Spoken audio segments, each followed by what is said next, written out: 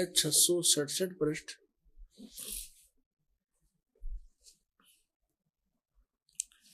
और यहां से हम शुरू करते हैं। अश्वमेधिक पर्व। अर्जुन का श्री कृष्ण से गीता का विषय पूछना और कृष्ण का अर्जुन से सिद्ध महर्षि और कश्यप का संवाद। यह देखिए, जन्मेजय ने पूछा, ब्राह्मण, शत्रुओं का नाश हो जाने के बाद जब महात्मा श्री कृष्ण और अर्जुन सभा में बैठकर वार्तालाप कर रहे थे, उसमें उनमें क्या क्या बातचीत हुई? तो वैशंपायन जी ने कहा, राजन, श्री कृष्ण सहित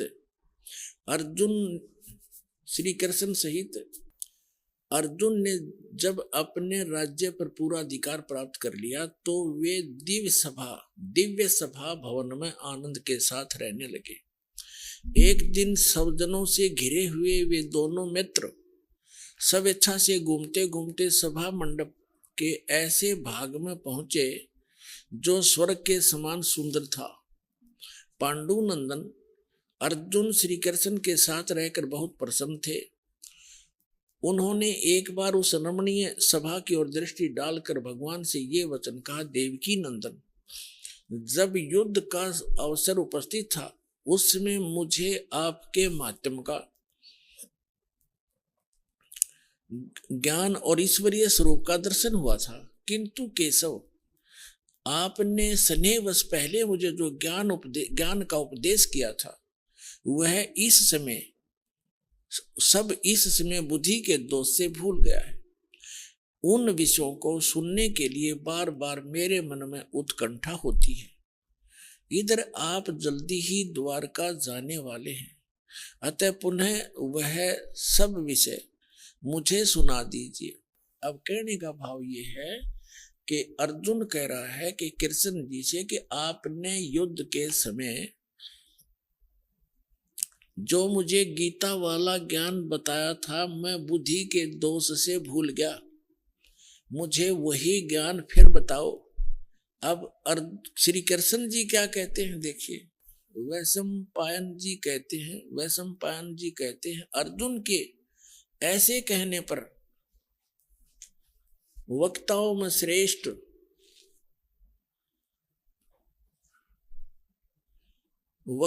श्रेष्ठ महातेजस्वी भगवान श्री कृष्ण ने उन्हें गले से लगाकर इस प्रकार उत्तर दिया। श्री कृष्ण बोले, अर्जुन, उस समय मैंने तुम्हें अत्यंत गोपनीय विषय का श्रवण कराया था। अपने स्वरूप भूत धर्म सनातन पुरुषोत्तम तत्व का परिचय दिया था और नित्य लोकों का भी वर्णन किया था, किंतु तुमने जो अपनी नासमझी के कारण उस उपदेश को याद नहीं रखा, यह जानकर मुझे बड़ा खेद हुआ। इन बातों को अब पूरा समन होना संभव नहीं जान पड़ता। श्री कृष्ण जी के बोल हैं, ये सुन जानते पढ़ियो। पांडुनंदन, निश्चय तुम बड़े श्रद्धाहीन हो, तुम्हारी बुद्धि अच्छी नहीं जान पड़ती। अब मेरे लिए उस उपदेश को ज्यों का त्यों दोहरा देना कठिन है, क्योंकि उस समय योग युक्त होकर मैंने परमात्म तत्व का वर्णन किया था। पुण्यात्माओं, ये भी एक विचलित आत्मा होती है। अब देखो, जैसे दास सत्संग कर रहा है और प्रथम बार कोई श्रोता इसको सुन रहा है, आज के सत्संग को मुश्किल से वो 60% याद रख सकता है, मुश्किल से। और फिर 1 हफ्ता 10 दिन के बाद, महीने 2 महीने के बाद वो मुझे मिले और मुझसे कहे, जी वो सत्संग आपने किया था वो फिर से सुनाना, तो मैं तुरंत सुना दूंगा। यदि मैं अपने होश हवास में बोल रहा हूं और मैं ये कहूं कि तेरी बुद्धि अच्छी नहीं है, तू श्रद्धाहीन व्यक्ति है, तूने वो सत्संग याद क्यों नहीं रखा, और मैं ये कहूं मुझे तो अब याद नहीं, कोई बात हुई या? इसे सिद्ध है कि श्री कृष्ण नहीं बोल रहा था गीता का ज्ञान, उसके अंदर वो काल बोल रहा था प्रवेश करके। अब उसको कुछ भी याद नहीं। फिर कहता उससे मैंने योग युक्त होकर के वो ज्ञान बोला था। योग युक्त का अर्थ होता है परमात्मा से कनेक्ट हो जाना। इसे सिद्ध है कि परमात्मा कोई अन्य है जिससे वो कनेक्ट होने की बात कर रहा है। और जब युद्ध के मैदान में इसे भयंकर स्थिति में योग युक्त हो सकता है, अब पीस माइंड पीस है उस टाइम, तो शांति है, तो उसमें और जल्दी हो जाना चाहिए था योग युक्त, जबकि बिजली गिर गई। वास्तविकता यह है कि श्री कृष्ण जी ने योग ज्ञान पता ही नहीं ना उन्होंने बोला, उन्होंने फिर आगे इसमें अपने सत्र का ज्ञान दे रखा। वो गीता से मेल भी नहीं खाता, इससे आगे गीता है अलग से लिखी हुई है, वो तो गीता से मेल भी नहीं खाता, कह भी नहीं मिलता आपस में। तो कहने का भाव यह है कि श्री कृष्ण में प्रवेश करके यूं काल बोल रहा था। इसके बहुत से प्रमाण हैं। जैसे अब पहले तो ये प्रसंग क्लियर करता हूं कि जैसे अब श्री कृष्ण में प्रवेश करके काल बोला था, और ये काल कौन है? ये ब्रह्मा विष्णु महेश के पूज्य पिताजी हैं। और गीता अध्याय नंबर 4 के श्लोक नंबर 5 और 9 में ये क्या कहता है कि अर्जुन तेरे और मेरे बहुत जन्म हो चुके, तू नहीं जानता, मैं जानता हूं। मेरे जन्म और कर्म अलौकिक हैं। इसके कर्म अलौकिक कैसे है? जैसे श्री कृष्ण में प्रवेश करके प्रेत की तरह गीता का ज्ञान बोल दिया। अब आज तक यही रट लगा रखी थी, श्री कृष्ण जी ने गीता बोली, श्री कृष्ण जी ने गीता बोली, और बोली काल ने कृष्ण जी को तो पता भी नहीं मैंने बोला क्या था गीता में। श्रीमद् भगवत गीता अध्याय नंबर 7 के श्लोक नंबर 24 और 25 में ये स्पष्ट करता है गीता ज्ञानदाता कि अर्जुन, ये बुद्धिहीन मनुष्य जो सामने खड़े हैं आज, ये सोच रहे होंगे कि मैं श्री कृष्ण हूं। ये मुझ अव्यक्त को व्यक्तिम आपनम मनन्ते अबुझा, मुझ अव्यक्त को, व्यक्त माने गुप्त रहता हूं, मैं अपनी योग माया से छुपा रहता हूं, कभी किसी के सामने नहीं आता। और श्री कृष्ण जी तो सामने खड़े थे, श्री कृष्ण होते ये वचन कहते तो सामने खड़े थे, वो छुपे का। तो ये कहता मैंने प्रतिज्ञा, मेरी ये अटल प्रतिज्ञा है तो ये घटिया, पर मैं ये मेरी अटल प्रतिज्ञा, अविनाशी प्रतिज्ञा है, मैं कभी किसी के सामने नहीं आता। तो ये क्या करते रहे, जैसे आपने आपको बहुत बार दिखाया है श्री शिव पुराण के अंदर, शिव महापुराण के अंदर, रुद्र संहिता के अंदर आता है। एक बार ब्रह्मा और विष्णु का इस बात पर युद्ध हो गया। ब्रह्मा जी कहते हैं मैं सारी सृष्टि का रचनहार हूं और आपकी भी उत्पत्ति मेरे से हुई है, विष्णु जी को कहते हैं। और विष्णु जी कहते हैं कि आप मेरी नाभि कमल से उत्पन्न हुए हो, मैं सबका, सारी सृष्टि का रचने वाला मैं हूं, सबका पिता हूं, तू मेरा पुत्र है। ब्रह्मा जी कहते विष्णु जी के तू मेरा पुत्र है। अब इनको ये भ्रम कैसे हुआ? इनको ये भ्रम ऐसे होता है जैसे ऋषि लोगों ने समाधिस्थ होने की चेष्टाएं की, और इसने प्रतिज्ञा कर रखी है मैं कभी अपने ओरिजिनल रूप में दिखाई नहीं दूंगा, किसी को दर्शन नहीं दूं। तो इसने क्या की, ये क्या करता है, जैसे ऋषि महर्षियों ने समाधिस्थ हुए और समाधि दशा में किसी को ब्रह्मा के रूप में दर्शन दे दिए, तो उसने, उस ऋषि ने सब जगह जो है गुणगान कर दिए कि ये ब्रह्मा जी स्वयं मालिक है, ये अपने आप को छुपाए बैठे हैं, ये जगत पिता है, मैंने समाधि दशा में इनके दर्शन हुए। इस बात से ब्रह्मा जी फूल गए, 10 20 50 ने ऐसे कह दिया, और किसी को विष्णु जी के रूप में दर्शन दे दिए। तो उसने कहा कि विष्णु जी यही पूर्ण परमात्मा है, मैंने समाधि दशा में इनके दर्शन हुए, ये अपने आप को छुपाए हुए, ये जगत के मालिक हैं, जगत के रचने वाले हैं, ये सारा समर्थ है। तो उससे विष्णु जी को भ्रम हो गया कि मैं ही रचने वाला हूं, सारे मुझे ही कहने लग रहे। किसी को शंकर भगवान के रूप में दर्शन दे दिए समाधि दशा में, अंदर अंतःकरण में। तो उसने बता दिया कि शंकर भगवान जो ये बैठे तमोगुण, यही सर्वशक्तिमान है, कालज्ञ मृत्युंजय सर्वज्ञ सर्वपुष, सारी सृष्टि के रचना। तो वहां ब्रह्मा और विष्णु जी को भ्रम हो गया, तो उनका युद्ध हो गया। फिर वो बीच में एक स्तंभ खड़ा करा, पिलर खड़ा करा, लिंग, तुम दोनों का युद्ध समाप्त किया। तब ये काल आ गया अपने पुत्र शिव का रूप धारण करके। ये अपने वास्तविक रूप में नहीं आता। इसका वास्तविक रूप कौन सा है? जो श्रीमद् भगवत गीता का ज्ञान देते समय युद्ध के मैदान में दिखा था इसने। 1000 भुजा का है ये, सहस्रा बाहु है ये। ब्रह्मा विष्णु महेश केवल 4 भुजा बना सकते हैं, दुर्गा केवल 8 भुजा बना सकती है, इससे ज्यादा नहीं है। और ये 1000 भुजा से लेकर और 10 भुजा और 4 भुजा और 2 भुजा में बना सकता है। तो ये ऐसे अपना वास्तविक रूप इसका वो 1000 भुजा, वो काल रूप है, वो इसका वास्तविक रूप है। तो उस वास्तविक रूप में ये कभी किसी को दर्शन नहीं देता, इसने प्रतिज्ञा कर रखी है। तो इसी का एक प्रमाण दिखाते हैं श्री विष्णु पुराण के अंदर कि एक बार राक्षसों का और देवताओं का युद्ध हो गया। देवता युद्ध में हार गए और राक्षस विजयी हो गए।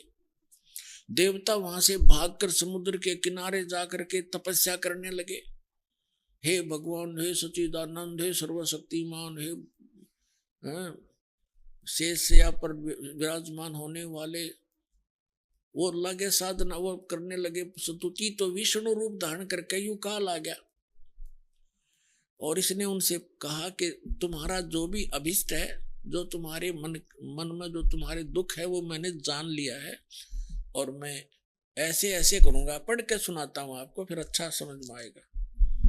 ये देखिएगा श्री विष्णु पुराण, गीता प्रेस, गोरखपुर से प्रकाशित।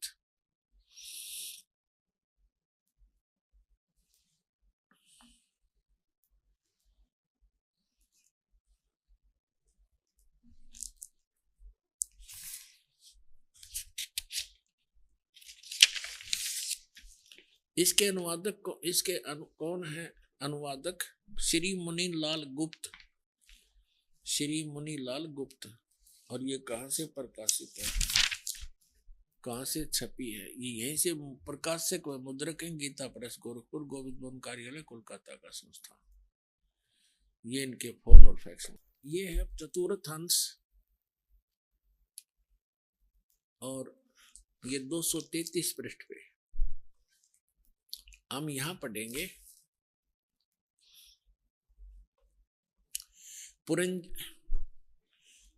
पुरंजय का भी दूसरा नाम पुरंजय का भी एक दूसरा नाम पड़ा। यहां लिखा कि पूर्व काल में त्रेता युग में एक बार अति भीषण देव असुर संग्राम हुआ। देवताओं और राक्षसों का युद्ध हुआ। उसमें महाबलवान दैत्य गण से पराजित हुए देवताओं ने भगवान विष्णु की आराधना की। तब आदि अनंत शून्य अशेष जगत प्रतिपालक श्री नारायण ने देवताओं को प्रसन्न होकर कहा, आप लोगों का जो कुछ अभिष्ट है वह मैंने जान लिया है। उसके विषय में यह बात सुनिए।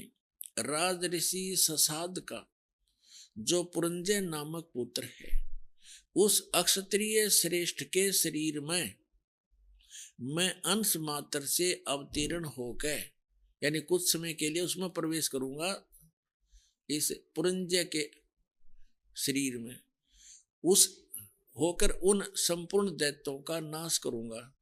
तुम लोग पुरंजय को दैत्यों के वध के लिए तैयार करो। अब इसके कहता है मेरे कर्म अलौकिक हैं। ये कर्म अलौकिक क्यों है कि पुरंजय के अंदर जो पुरंजय को खड़ा कर लिया, असुर और देवता आमने सामने युद्ध के लिए खड़े हो गए और यू काल जो है पुरंजय के शरीर में प्रवेश कर गया और वो राक्षसों को मार डाला। अब और दिखाता हूं 243 पृष्ठ पे।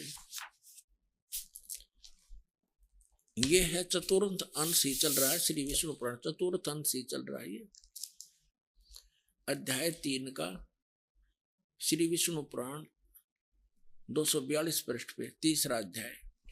यहाँ पूर्व काल में रसातल में मोने नामक 6 करोड़ गंधर्व रहते थे। उन्होंने समस्त नाग कुल के प्रधान रतन और अधिकार छीन लिए थे। गंधर्वों के पराक्रम से अपमानित उन नागेश्वरों द्वारा स्तुति किए जाने पर उसके स्वर्ण करने से जिनकी विकसित कमल सदृश आंखें खुल गई हैं, निंद्रा के अंत में जागे हुए उन जलसाई भगवान सर्वदेवेश्वर को प्रणाम कर उनसे नागगण ने कहा, भगवान इन गंधर्वों से उत्पन्न हुआ हमारा भय किस प्रकार शांत हो। तब आदि अनंत भगवान पुरुषोत्तम ने कहा, यु काल आ गया विष्णु रूप धारण करके, योनासव के पुत्र मान धाता का जो प्रकुत्स नामक पुत्र है, उसमें प्रविष्ट होकर मैं उन संपूर्ण दुष्ट गंधर्वों का नाश कर दूंगा। यानी प्रकुत्स में प्रविष्ट करके, उसमें प्रवेश होकर, भूत की तरह बढ़कर, प्रेत की तरह प्रवेश होकर के मैं संपूर्ण गंधर्वों का नाश कर दूंगा। इति सिद्धम के ये काल ऐसे अलौकिक कर्म करता है। इसी प्रकार इसने श्री कृष्ण में प्रवेश करके गीता जी का ज्ञान बोला है। समझदार को संकेत पर्याप्त है। अब दास आपको सुनाने जा रहा है कि गीता ज्ञान दाता 7वें अध्याय के 12वें श्लोक में कहता है कि जो कुछ भी रजोगुण से उत्पन्न होने वाला भाव है, यानी सृष्टि जिससे होती है, रजोगुण के प्रभाव से प्रत्येक प्राणी इतना प्रेरित होता है कि संतानों उत्पत्ति करता है। और सतोगुण से होने वाला भाव है, यानी सतोगुण से एक दूसरे में प्रेम मोह ममता, उससे मोह जागृत होता है, ममता बनती है एक दूसरे। और तीसरे से संहार क्रोध तमोगुण, जो तमोगुण से होने वाला यानी शिवजी से होने वाला जो भाव है वो संहार है। ये तीनों जो कुछ भी हो रहा है उसका निमित्त कारण मैं हूं, गीता ज्ञानदाता कहता है। ये काल है। आपको सृष्टि रचना में बहुत बार सुनाया है और कभी फिर सुनाएंगे। इसको एक श्राप लगा हुआ है इस ब्रह्म को, सरपुरुष को। 1,00,000 मानव शरीरधारी प्राणियों का ये नित्य आहार करता है। इसने एक ब्रह्मांड के अंतिम छोर में 21 में, इसका 21 ब्रह्मांड का लोक है, पूरा 21 ब्रह्मांड, इसके 21वें ब्रह्मांड के अंतिम छोर में इसने एक ऐसा स्थान बना रखा है जहां कोई नहीं जाकर देख सकता। एक तपस्या है, उसके ऊपर 1,00,000 मानव शरीरधारी प्राणी डेली वहां भूने जाते हैं। यह शरीर तो यहाँ रह जाता है, इसके अंदर एक सूक्ष्म शरीर है। उसके अंदर तो सारे जीवन में हम खाते हैं पीते हैं, जो भी व्यसन करते हैं, उसका सूक्ष्म अंश लिप्त हो जाता है। और वहां इतनी गर्म है वो तपस्या, उसके ऊपर डालकर उसके अंदर से गंध निकाला जाता। जीव मरता नहीं, वहां मरता नहीं जीव, तो उसको ये खाता है। तो ये कहना चाह रहा है कि इनसे जो कुछ भी हो रहा है उसका निमित्त कारण मैं ही हूं। इनमें मैं नहीं और ये मुझ में नहीं, क्योंकि ये इनसे भिन्न रहता है। अब यहाँ प्रसंगत चला है तो इसमें सिद्ध करते हैं कि रजगुण ब्रह्मा है, सतगुण विष्णु है, तमगुण शिव जी। तब ये आगे प्रसंग चलेगा। अब देखिएगा शिव पुराण से सिद्ध करते हैं। ये देखिएगा,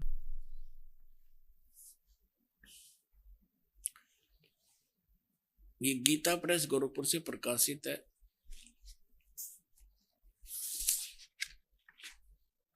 संपादक हैं इसके, ये देखिएगा, संपादक है हनुमान प्रसाद पोदार। और ये कहां से, ये यहां से प्रकाशित है। ये है रुद्र संहिता और संक्षिप्त शिव पुराण, पृष्ठ नंबर 110 पे, गीता प्रेस गोरखपुर से प्रकाशित, सचित्र मोटा टाइप। इस प्रकार ब्रह्मा विष्णु और रुद्र, इन 3 देवताओं में गुण हैं, यानी रजगुण ब्रह्मा, सतगुण विष्णु, तमगुण शंकर। इन 3 देवताओं में गुण है, परंतु शिव गुणातीत माने गए, वो इन तीनों से अलग हैं। और यही गीता अध्याय नंबर 7 के श्लोक नंबर 12 में स्पष्ट कर रहा है कि इन तीनों गुणों से जो कुछ भी हो रहा, रजगुण से होने वाले भाव, सतगुण से होने वाली स्थिति, रजगुण से होने वाली उत्पत्ति और शंकर से होने वाले संहार, इन तीनों का, इनका मूल कारण तो मैं ही हूं। मेरे कारण ही हो रहा, क्योंकि इसको 1,00,000 जीव मानव शरीरधारी प्राणी रोज खाने पड़ते हैं। और फिर ये कहता मैं इनमें नहीं और ये मुझ में नहीं। अब ये खुद यहां भी खुद कह रहा कि वो इनसे न्यारे हैं, भिन्न हैं। अब ये कंसेप्ट और क्लियर करना पड़ेगा। यहाँ एक और शंका उत्पन्न हो जाएगी कि ब्रह्मा विष्णु रुद्र, तो रुद्र अन्य भी है, एक जो 8 रुद्रों का, 11 रुद्रों का सरदार है, वो रुद्र अलग है। और उन सभी रुद्रों का मुखिया ये शंकर भी है, तमोगुण शंकर। इसलिए इसको भी रुद्र कहते हैं, और 11 रुद्र अन्य भी है। तो ये भी यहाँ स्पष्ट करना पड़ेगा कि ये ब्रह्मा, विष्णु, रुद्र और ये महेश इनसे अलग है ये इनका पिता। ये देखिएगा, एक समय जैसे दास ने बताया था कि ब्रह्मा और विष्णु का आपस में इस बात पर युद्ध हो गया। ब्रह्मा जी कहने लगे तू मेरा पुत्र है विष्णु जी से, और विष्णु जी कहने लगे तू मेरा पुत्र है। इन दोनों का झगड़ा हो गया, तो इनके बीच में एक लिंग खड़ा कर दिया, स्तंभ, तेजो में स्तंभ, और ये फिर युद्ध करना बंद कर गए, उसके और छोर को खोजने में लगे। फिर वहां अपने शिव पुत्र शिव के रूप में ये खुद आकर खड़ा हो गया, ये काल भगवान। और फिर इनको कैसे संबोधित करता है ब्रह्मा और विष्णु को, सुनिएगा। यह है वेदवेश्वर संहिता और संक्षिप्त शिव पुराण 24 पृष्ठ पे। ये तो थोड़ा सा सीन देखें, यहाँ ब्रह्मा और विष्णु के बीच में ये लिंग खड़ा कर दिया, स्तंभ तेजो में। और फिर यहां आकर के क्या बोला, ब्रह्मा और विष्णु ने पूछा, प्रभु सृष्टि आदि 5 कर्तों के लक्षण क्या हैं, ये हम दोनों को बताइए। भगवान शिव बोले, ये काल है इनका पिता। भगवान शिव बोले, मेरे कर्तों को समझना अत्यंत गहन है, यद्यपि तथापि मैं कृपा पूर्वक तुम्हें उनके विषय में बता रहा हूं। अब अपने 24-25 पे पढ़ लिया, अब 26 पे पढ़ते हैं, अपने मतलब की बात पढ़ेंगे। यहां आगे अब नीचे, पुत्रो, ब्रह्मा और विष्णु को ये काल बोल रहा है, पुत्रो तुम दोनों ने तपस्या करके प्रसन्न हुए मुझ परमेश्वर से सृष्टि और सतिथि नामक 2 कृत, यानी जो 2 विभाग, ये 2 जॉब प्राप्त किए हैं, और ये दोनों तुम्हें बहुत प्रिय है। इसी प्रकार मेरी विभूति स्वरूप रुद्र और महेश्वर ने, मैं नहीं है, ने 2 अत्यंत उत्तम कृत संहार और तिरोभाव प्राप्त किए। अब देखो, ये ब्रह्मा विष्णु महेश, तो ये हो गए दोनों पुत्र। रुद्र और महेश्वर ये इन दोनों से न्यारे, यानी 4 हो गए, और बोलने वाला वो इनका पिता इनसे अलग है। अब यहां फिर और देखते हैं, स्पष्ट हो जाता है। यहां देखो, मैंने पूर्व काल में अपने स्वरूप भूत मंत्र का उपदेश किया है, जो ओंकार के रूप में प्रसिद्ध है, और वह महामंगलकारी मंत्र है। सबसे पहले मेरे मुख से ओंकार ओम प्रकट हुआ, जो मेरे स्वरूप का बोध कराने वाला है। ओंकार वाचक है, मैं वाच्य हूं, यह मंत्र मेरा स्वरूप ही है। प्रतिदिन ओंकार का निरंतर स्मरण करने से मेरा ही सदा स्मरण होता है। मेरे उत्तरवर्ती मुख से आकार का, पश्चिम मुख से उकार का, दक्षिण मुख से मकार का, और पूर्ववर्ती मुख से बिंदु तथा मध्यवर्ती मुख से नाद का प्राकट्य हुआ। इस प्रकार 5 अवयव से युक्त ओंकार का विस्तार हुआ है। इन सभी अवयव से एकीभूत होकर यह प्रणव ओम नामक एक अक्षर हो गया। अब यहां हमने देखना है कि ये ओम एक अक्षर जो है, ये ब्रह्मा विष्णु महेश के पिताजी का है। और वो कौन है? वो ब्रह्म है, वो काल है। ये ब्रह्म का मंत्र है ओम। गीता अध्याय नंबर 8 के श्लोक नंबर 13 में ये गीता ज्ञानदाता गीता बोल रहा है। इससे ये भी स्पष्ट होता जाएगा। ओम इति एकाक्षरम ब्रह्म व्यवहारण मामनुसमरण। ये देखिएगा, अब हमने शिवपुराण रख दिया, श्रीमद् भगवत गीता उठा लिया। गीता प्रेस ग्रुप से प्रकाशित है। 8वें अध्याय का 8वां अध्याय श्रीमद् भगवत गीता। ये 13वां श्लोक यहां शुरू होता है। ये 13वां श्लोक यहां पर है। इसमें क्या है? ओम इति एकाक्षरम ब्रह्म व्यवहारण माम अनुसमरण ये प्रियाति तजन देहम सयाति परमाम गतिम। गीता ज्ञानदाता कह रहा है कि माम ब्रह्म, मुझ ब्रह्म का ओम इति एकाक्षरम, यह ओम एक अक्षर है, नथिंग एल्स। व्यवहारण मन उच्चारण करके अनुसमण सुमन करता हुआ ये प्रियति तदन देहम, जो संसार शरीर छोड़कर जाते समय तक इसका जाप करता है जाता है, सयाति परमाम गति, इसका सुमन करता हुआ जो शरीर छोड़कर जाता है सयाति परमाम गति। इस ओम से मिलने वाली, ये ओम यह उदाहरण दिया, जो पुरुष ओम ओम ओम, ये एक अक्षर हो गया ओम, इति इस एक अक्षर ब्रह्म को उच्चारण करता हुआ मां मुझ निर्गुण ब्रह्म का चिंतन करता हुआ शरीर को त्याग कर जाता है, वह पुरुष परम गति को प्राप्त होता है।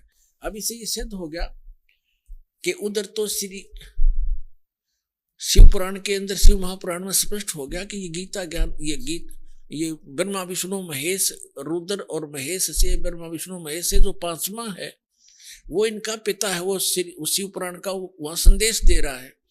और वो कह रहा है कि मेरा ओम मंत्र है, ओम ये 5 अवयवों से एकीभूत होकर एक ओंकार प्रणव रूप में ओंकार एक अक्षर हो गया। और यहाँ 8वें अध्याय के 13वें श्लोक में गीता जी में स्पष्ट कर रहा है, ये गीता ज्ञान दे रहा है कि ओम इति एक अक्षरम, यह ओम एक अक्षर जो है माम ब्रह्म, मुझ ब्रह्म का एक ओम अक्षर है, नथिंग एल्स। और सुमन करता हुआ, इसका उच्चारण करके श्रवण करता हुआ यह प्रियाति तदन देहम, जो शरीर छोड़कर जाता है यानी अंतिम सांस तक श्रवण करता, सयाति परमाम गति, वह परम गति को प्राप्त होता है। कौन सी परम गति? जो ओम से, ओम के जाप से मिलने वाली है। वो क्या? ब्रह्मलोक। अभी आपने देवी भागवत में पढ़ा था कि देवी कह रही है हिमालय राजा को कि गीता प्रेस गोरखपुर से प्रकाशित श्री देवी भागवत सचित्र मोटा टाइप, जिसके 562 और 63 पृष्ठ पर देवी खुद स्पष्ट कर रही है हिमालय राजा को कि और सब बात, सब पूजाएं त्याग दो, ब्रह्म का जाप करो, उसका एक ओम मंत्र है, वो ब्रह्मलोक में रहता है, उसको पा जाओगे।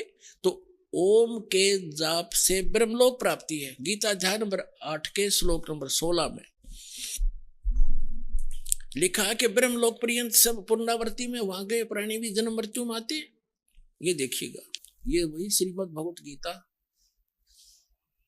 इसके 8वें अध्याय के अब 16वें श्लोक में क्या कहा है कि हे अर्जुन, ब्रह्मलोक पर्यंत सब लोग पुनरावृत्ति में, पुनरावृत्ति का इन्होंने यहां विश्लेषण भी किया है, अर्थात जिनको प्राप्त होकर पीछे संसार में आना पड़े ऐसे।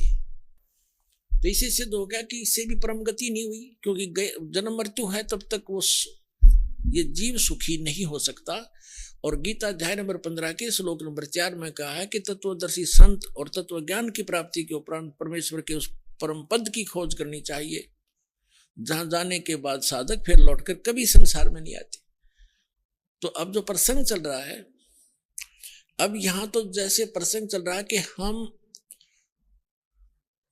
इन श्री विष्णु जी, श्री शिव जी की पूजा करते थे इष्ट रूप में, और भगवान 600 वर्ष पहले परमात्मा आए थे, कबीर जी वो कहा करते थे, 3 देव की जो करते भक्ति उनकी कदे ना हो मुक्ति।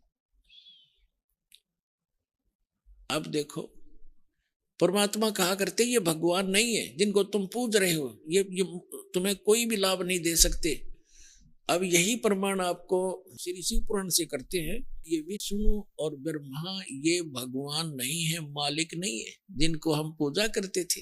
ये देखिएगा श्री शिव महापुराण हिंदी टीका सहित भाग 1,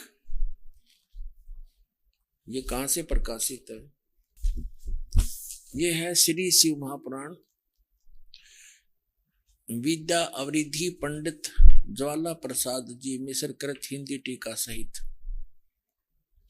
ये सारा देख लो। खेमरा श्री कृष्णदास प्रकाशन मुंबई 4, अब इसको मुंबई बोलते हैं। इसको आपको ले चलते हैं विद्वेश्वर संहिता के 11 पृष्ठ पे। ये देखिएगा प्रश्न नंबर 11, शिव महापुराण प्रश्न नंबर 11, विद्वेश्वर संहिता भाग 1 अध्याय 6 में नंदीकेश्वर बोले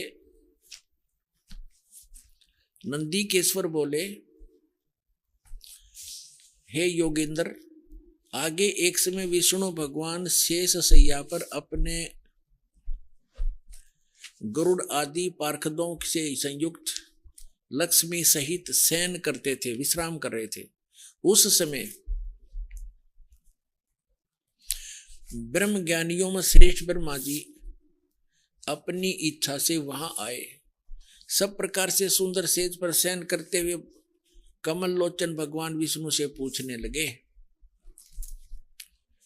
तुम कौन हो जो मुझे देखकर अभिमानी पुरुष के समान शयन करते हो? वत्स, बेटा उठो, देखो मैं तुम्हारा स्वामी आया हूं। ब्रह्मा जी बोले विष्णु जी को, मैं तुम्हारा मालिक आया हूं।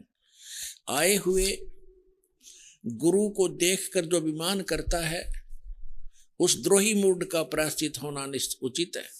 यह सुनकर विष्णु जी के अंतर में तो क्रोध हुआ, लेकिन ऊपर से दिखाया नहीं, बाहर से शांत रहे और बोले, वत्स बेटा तुम्हारा मंगल हो, बैठो, इस आसन पर विराजो। इस समय तुम्हारा नेत्र कुटिल और मुख वक्र क्यों है, यानी टेढ़ा मुंह क्यों कर रहा है, आंखें टेढ़ी क्यों कर रखी है क्रोध में? ब्रह्मा जी बोले, वत्स विष्णु, हे बेटा विष्णु, तुमको समय के प्रभाव से अभिमान है। हे पुत्र, मैं तुम्हारा रक्षक और जगत का पितामह हूं। विष्णु जी बोले, यह तो सब जगत मुझ में स्थित है, तुम चोर के समान किस प्रकार अपना कहते हो? तुम मेरी नाभि कमल से उत्पन्न हुए हो, इससे मेरे पुत्र हो, मुझे पुत्र कहना व्यर्था है। नंदिकेश्वर बोले, इस प्रकार ब्रह्मा विष्णु दोनों ही रजोगुण से मुक्त होकर विवाद करने लगे। मैं श्रेष्ठ हूं, मैं स्वामी हूं, ऐसा कहकर एक दूसरे को मारने की इच्छा से युद्ध करने में उत्सुक हुए। तब संपूर्ण देवता विमान में बैठकर उस महा अद्भुत युद्ध को देखने चले आए और आकाश से उनके ऊपर फूल बरसाने लगे। हमारे देवताओं, अकल देखो इन देवताओं की। दो भाई लड़के मरने को तैयार हैं और ऊपर से फूल बरसाने को मरो कटके। शाबाश, बहुत अच्छा कर रहे हो। या परमात्मा कहते हैं, दास गरीब या चूक धरोधर ऊपर से लेकर नीचे तक बिजली पड़ रही है। अरे देवता को हमें अरुण युद्ध मरते ने देखे, उन्होंने तो नीचे आकर हाथ जोड़ना चाहिए था, उनके बीच में खड़ा हो जाना चाहिए था। ये भगवान लड़ा नहीं करते। आप हमारे पूज्य होकर भी लड़ रहे हो तो हमारे ऊपर क्या असर पड़ेगा? अरे ये नो के ऊपर तो फूल बरसावे, लड़ो मरो लड़के। ये हमारे देवता है। तेरा गजब। अब ये ज्यादा ना हम अपने मतलब का लेंगे, इससे सारांश लेते हैं। फिर क्या हुआ कि इनके बीच में उस काल भगवान ने, इनके पिता ने एक सतम खड़ा कर दिया, पिलर, जिसको लिंग बोलते हैं। बहुत तेजों में, बहुत उसका और छोर कुछ नहीं था। तब ये दोनों उसके लड़ना बंद कर दिया और छोर खोजने में लगे। फिर वो स्वयं आ गया और उनसे क्या कहने लगा, देखिएगा। अब पढ़ेंगे विद्वेश्वर संहिता पृष्ठ, ये 17 पृष्ठ पे। ये पहले 11 पर पढ़ा था, अब 17 पर पढ़ रहे हैं। विद्वेश्वर संहिता भाग 1 अध्याय 9, वो 6 में पढ़ा था। अब यहाँ क्या, नंदिकेश्वर बोले, इस प्रकार भगवान ने उन नम्र हुए ब्रह्मा और विष्णु को अनुग्रह करके युद्ध में अनुग्रह करके ये कहा, उन दोनों की अज्ञानता और वैर को दूर करने के अर्थ दोनों से कहा भगवान ने, इस काल ने, इनके पिता ने। क्या कहता है कि मेरे सकल और निष्कल भेद से 2 स्वरूप हैं, परंतु और ईश्वर नहीं। इस कारण से ये 2 स्वरूप नहीं हो सकते। पहला सतम रूप, यानी पहले तो पिलर खड़ा कर दिया और बाद में पीछे मूर्तिमान रूप धारण किया और शिव रूप में आके खड़ा हो गया, धारण किया। इससे ब्रह्म रूप निष्कल है, पिलर न तो ये ब्रह्म रूप का है, और ईश्वर रूप सगुण है, शिव रूप में आके खड़ा हो गया। ये मेरे ये दोनों रूप सिद्ध हैं, दूसरे किसी के नहीं हो सकते। इस कारण तुम दोनों को अथवा दूसरों को, ब्रह्मा और विष्णु को कह रहे हैं, ईश्वरत्व की प्राप्ति नहीं हो सकती। तुम दोनों ने अज्ञान से अपने को ईश माना, अपने को भगवान मान लिया। ये बड़ा ही अद्भुत हुआ। इसके दूर करने को ही मैं रणस्थान में आया। अब तुम दोनों अपना अभिमान त्याग कर मुझ ईश्वर में अपनी बुद्धि लगाओ। मेरे प्रसाद से लोक में सब अर्थ प्रकाश करते हैं। यहां क्या कहता, मैं ही ब्रह्म हूं, मैं ही परब्रह्म हूं और मेरा ही अकल रूप है। ब्रह्म होने से मैं ईश्वर हूं, अनुग्रह आदि का ही मेरा कर्तव्य है। अब ये हमने जो लेना है वो यही लेना था। आगे देखिए, अब हम आगे 18 पृष्ठ पे, वो 17 पृष्ठ था। अब हम अध्याय 10 पढ़ेंगे, विद्वेश्वर संहिता भाग 1 का। ये 10वां 9वां यहाँ समाप्त हो जाता है, ये 10वां प्रारंभ होता है। यहाँ आगे हम नीचे, हे पुत्रो, ब्रह्मा और विष्णु को कहता है वो शिव इनका पिता जो शिव रूप में खड़ा है, यह कृत आपने तप से प्राप्त किए हैं, जो कि सृष्टि और सृष्टि की उत्पत्ति और पालन कहता है, जो मैंने प्रसन्न होकर तुम्हें दिया है। हे पुत्रो, यह कृत आपने तप से प्राप्त किया है, जो सृष्टि की उत्पत्ति और पालन कहता है, सो मैंने प्रसन्न होकर तुम्हें दिया है। इसी प्रकार दूसरे दो कृत रुद्र और महेश को ये 4 सिद्ध करने थे दास ने, और 5वां ये बोल रहा है, हे पुत्रो, ये तो ब्रह्मा और विष्णु के विषय में कह दिया कि जो सृष्टि की उत्पत्ति और पालन ये मैंने तुमको दिए हैं। इसी प्रकार दूसरे 2 कृत रुद्र और महेश को प्रदान किए हैं, परंतु अनुग्रह कृत कोई भी पाने को समर्थ नहीं है। सो पूर्व के कर्म तुमने। अब यहां ये क्या, इससे ये क्या सिद्ध हुआ? एक तो ये सिद्ध हो गया कि विष्णु और ब्रह्मा, रुद्र और शंकर, इनसे अलग है ये गीता का जो शिव पुराण का ज्ञान दे रहा है। और ये कह रहा है ब्रह्मा और विष्णु को कि तुम ईश नहीं हो, और उसी कैटेगरी के ये रुद्र और महेश्वर बताए इसने, तुम भगवान नहीं हो। इससे सिद्ध है कि हम जिसकी पूजा किया करते विष्णु और शंकर की, ये भगवान नहीं थे। और ये हमारे देव, ये हमारे धर्म गुरु आचार्य शंकराचार्य और जितने मंडलेश्वर, ये महर्षि को वहां थे न, कख भी पता नहीं था इन हमारे सदग्रंथों का, इनके अंदर कैसा निर्णायक ज्ञान है। तो अब हम अपने उस प्रसंग पर आते हैं। एक तो ये सिद्ध हो गया कि इसमें एक और शंका का समाधान करते हैं। इसी शिव पुराण के अंदर जो खेमराज श्री कृष्ण के दास मुंबई के प्रकाशन में है, उसमें क्या है, उसमें ये स्पष्ट किया है कि जैसे ये क्या कहता है कि मेरा एक ओंकार मंत्र है, और जैसे हमारे ये धर्म गुरु क्या बताया करते हैं, इस अनुवाद जो किया है ना गीता प्रेस गोरखपुर से प्रकाशित में शिव पुराण में, उसमें उन्होंने गलती कर रखी है। जैसे उसमें वैसे मूल पाठ में तो स्पष्ट है कि इन 5 अवयवों से युक्त होकर ये एक संघात बन गया और इसका एक ओम अक्षर बन गया। उन्होंने उन 5 का अलग से अपनी सोच घुसोड़ रखी है, डाल रखी है उसमें अनुवाद में कि ओम नमः शिवाय, ओम नमः शिवाय ये बन गया 5 अक्षरों का। नहीं, ऐसा इसमें कोई प्रावधान नहीं है, ये झूठ है। बस इतना ही काफी। अब ये प्रसंग स्पष्ट हुआ कि जिनकी हम पूजा किया करते थे, ये ब्रह्मा विष्णु और शंकर, ये भगवान नहीं है, ये ईश नहीं है। स्पष्ट कर दिया, हमारे सदग्रंथों ने ही स्पष्ट कर दिया। अब हम जिस प्रसंग पर आज आगे बढ़ेंगे, अब हम उसको निर्णय करते हैं कि रजगुण ब्रह्मा है, सतगुण विष्णु, तमगुण शिव जी। अब देखिएगा, ये है श्रीमद देवी भागवत यानी देवी पुराण, श्री खेमराज श्री कृष्ण दास प्रकाशन मुंबई से प्रकाशित है।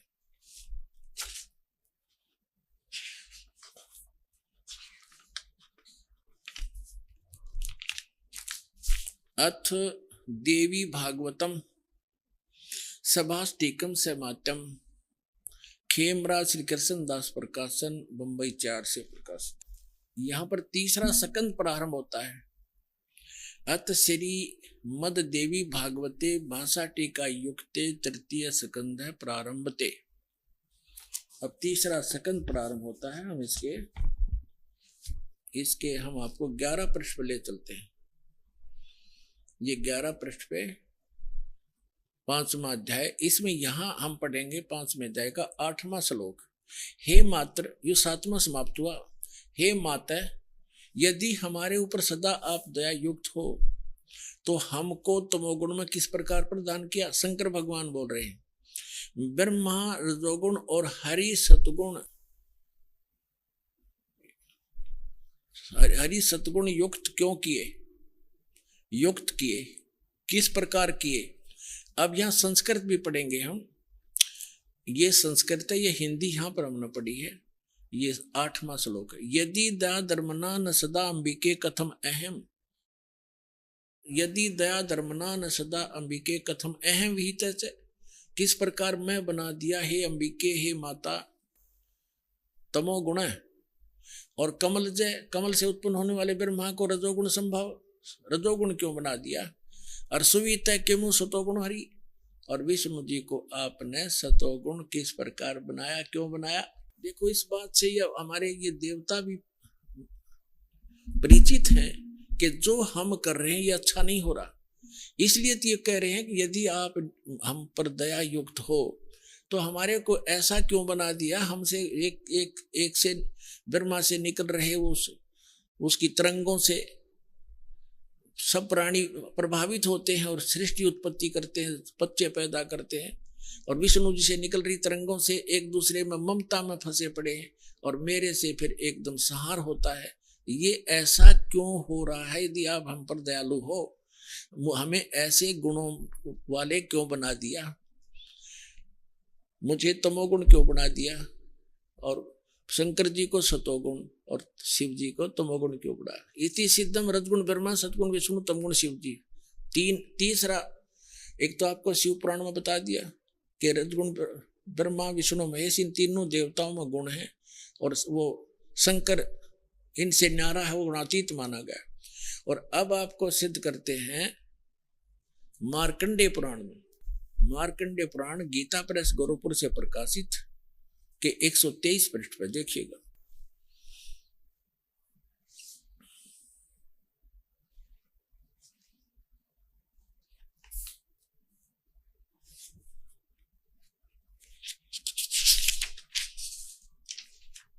यहाँ देखना सचित्र मोटा टाइप।